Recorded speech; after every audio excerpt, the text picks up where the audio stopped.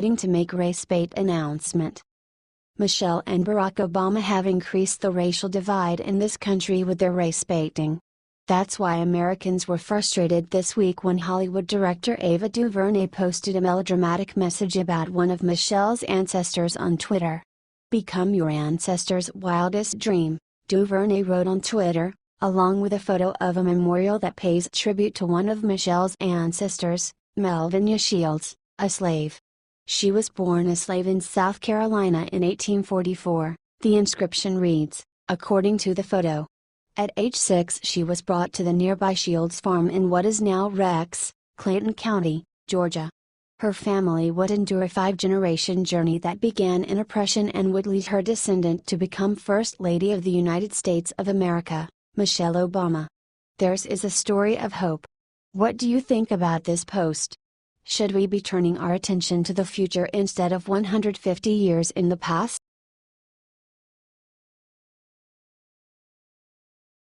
NFL team humiliates Kaepernick just moments before signing him.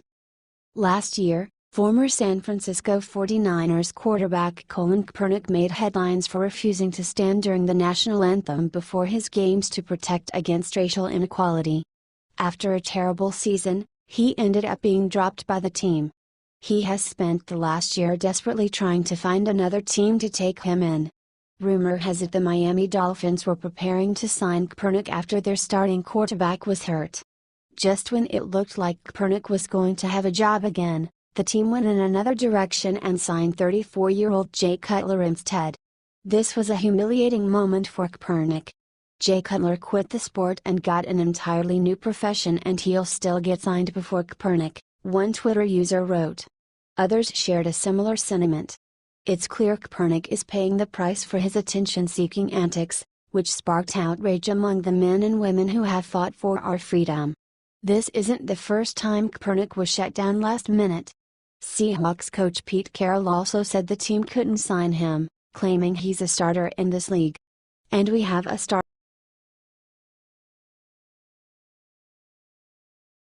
Trump gives devastating blow to Rosie O'Donnell. What she does next really shows how pathetic she is. For more than a year now, Rosie O'Donnell's Twitter timeline has been filled with vile insults hurled at the Commander-in-Chief. President Trump and O'Donnell have been engaging in a decade-long feud. This week, O'Donnell went after Trump for attempting to take the high road and put the nonsense to rest. The feud reached a new low earlier this year when the comedian and actress attacked 11-year-old Barron Trump, suggesting that he had autism. First Lady Melania Trump threatened Rosie with a lawsuit in response. But that didn't slow her down. After months of being attacked, Trump finally decided he didn't have time for Rosie's disgusting comments. He decided to block her from engaging with him on Twitter. Of course, O'Donnell made the slut big news, posting screenshots and encouraging her followers to continue to attack the president for her sake. Some of her disgusting liberal followers even lamented that they had not been blocked yet. O'Donnell gave them tips on how to truly get under the president's skin. She even threatened to sue, piggybacking on a lawsuit that theorized that the American people have a right to see the president's tweets on his personal account. Clearly, Trump has bigger things to worry about than a failed comedian, but this liberal insanity is just getting in.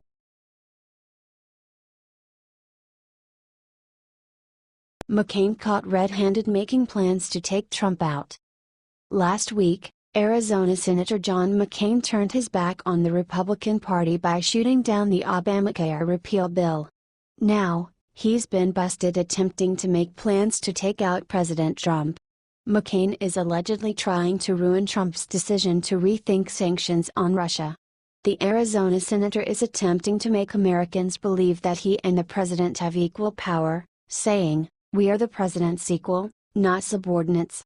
Our commanders-in-chief, not our commanders in the field, are responsible for this failure." In Afghanistan, McCain said, "I urge the president to resolve the differences within his administration as soon as possible and decide on a policy and strategy that can achieve our national security interests in Afghanistan and the region.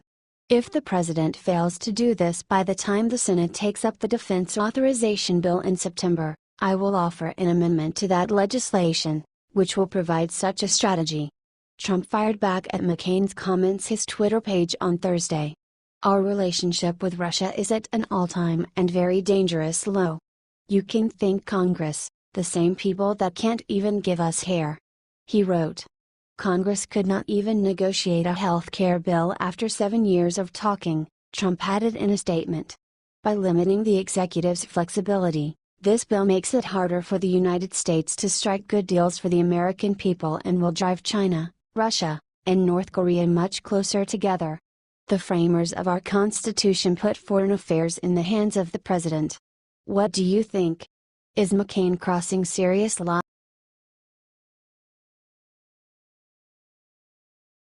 At last Trump drains the swamp, 11,000 federal employees fired. Before Donald Trump took office, he made a promise to drain the swamp of Washington unlike any other president before. Now, just months into his presidency, he is already fulfilling this promise in a major way. In just 6 months, Trump has released nearly 11,000 federal employees, reversing a 2-year trend of gains throughout the executive branch. And this is just the beginning. Trump is continuing to clean house.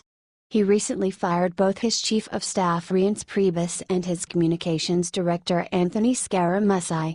He has also allegedly suggested firing the top commander in the Afghanistan war, General John Nicholson. "We aren't winning," Trump said of the war in a mid-July meeting. During the meeting, Trump also criticized his military advisors, including Secretary of Defense James Mattis.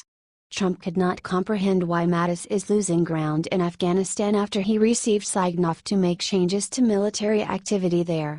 Mattis has argued that the United States is losing because it doesn't have the right strategy.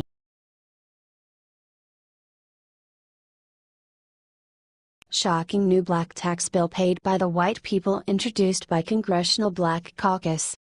According to recent reports from the Washington Examiner, Representative John Conyers and the Congressional Black Caucus, CBC, have reissued a bill to study reparations for America's history of slavery. This is standard procedure for Conyers, who has been introducing the measure almost every year for the past couple decades. Apparently, he thinks the government should tax white people just for being white. Sadly, this is just the latest Democratic attempt to reverse black poverty at the expense of all white Americans, regardless of whom they are or where they came from. This absolutely outrageous proposal is stuck in the past and, if passed, would be ridiculously punitive to hard-working white Americans.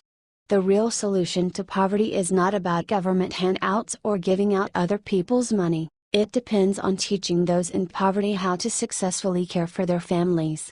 Slavery was outlawed in America over 150 years ago. At this point, nobody living in America has owned slaves or been a slave. Furthermore, not every white American's ancestors participated in the horrendous trade.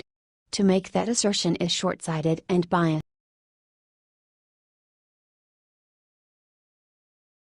Breaking witness agrees to testify against Hillary Clinton. Hillary Clinton has spent the past few months complaining about Donald Trump's collusion with Russia. Now, her own election crimes are about to be exposed and a key witness has agreed to testify against her. Earlier this week, the Senate Judiciary Committee sent out a subpoena to Glenn Simpson, co-founder of Fusion GPS, which has been associated with Clinton and her buddies for years. This is the same company that sent out the disgusting dossier of unsubstantiated allegations about President Donald Trump, including infamous golden showers. Initially, Simpson refused to testify, which is why the committee sent out the subpoena. But now he has stepped up to the plate. However, since that time, Mr. Simpson, through his attorney, has agreed to provide a transcribed interview and requested that the subpoena compelling his attendance at Wednesday's hearing be waived, Committee Chairman Chuck Grassley, R. Iowa, and Ranking Member Dianne Feinstein, D. California, said in a statement. "We've reached an agreement on this request and have withdrawn the subpoena." Fusion GPS returned to spotlight after claims spread about Donald Trump Jr. and Russian lawyer Natalia Veselnitskaya to get dirt on Clinton. Veselnitskaya has ties to Fusion GPS, surprise, surprise. It's within reason to conclude that Clinton, Fusion GPS, and Veselnitskaya teamed up to frame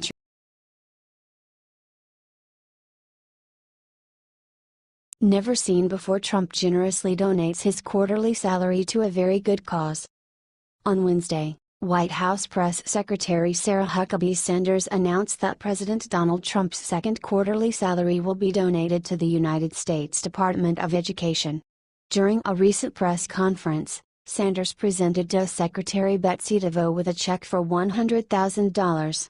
DeVos then took to the podium to praise Trump's efforts, declaring the money will be used to fund a STEM-focused camp. The president is committed to our nation's students and to reforming education in America so that every child, no matter their zip code, has access to high-quality education, said DeVos. Today's and tomorrow's economy requires students prepared for STEM careers, DeVos said. That's why we've decided to use the president's second quarter salary to host a STEM-focused camp for students at the Department of Education. We want to encourage as many children as possible to explore STEM fields in the hope that many develop a passion for these fields. President Trump's first quarterly salary check was donated to the Department of Interior and has been put to use in restoring 2 projects at Antietam National Battlefield.